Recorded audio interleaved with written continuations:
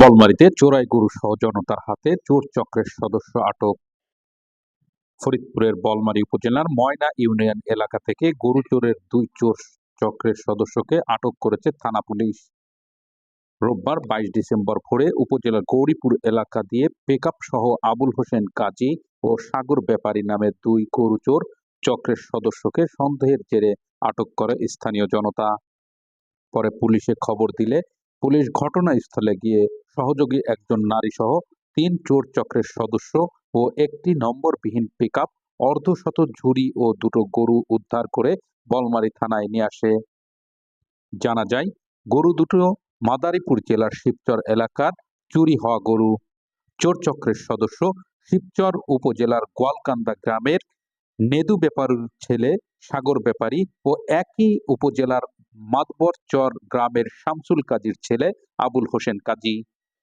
উপপরিদর্শক মহেশ অধিকারী মুঠোফোনে জানান, খবর পেয়ে ঘটনাস্থলে গিয়ে চোর আমাদের হেফাজতে নেই।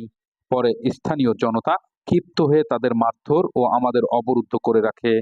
পরে বাড়তি ফোর্স নিয়ে আসামিকে থানায় আনা হয়।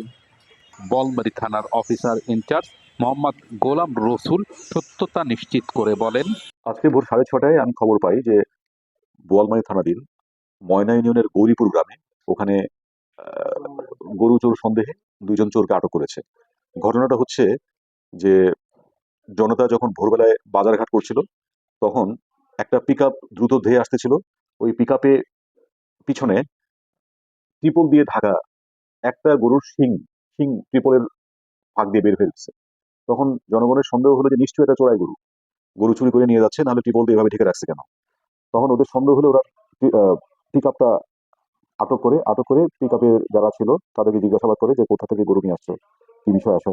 তো ওরা সন্তোষজনক জবাব দিতে পারে না, এক এক সময় এক এক কথা বলে। তাতে ওদের সন্দেহ হয়, তখন ওরা ওদেরকে আটক করে এবং জিজ্ঞাসাবাদ করা হয়। আমি খবর পেয়ে পুলিশ পাঠাই, পুলিশে জিজ্ঞাসাবাদ করে, জিজ্ঞাসাবাদে ওদের কথাবার্তা সন্দেহজনক হয়, আমরা নিয়ে আসি।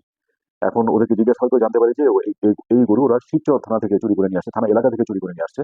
এবং গরুর মালিকও এসে বলছে যে এই গরু তার। তো আমরা শিবচর থানাতে মামলা প্রক্রিয়াধীন আছে।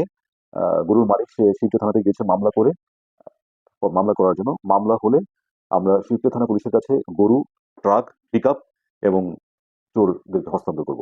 আইনগত কার্যক্রম প্রক্রিয়াধীন আছে।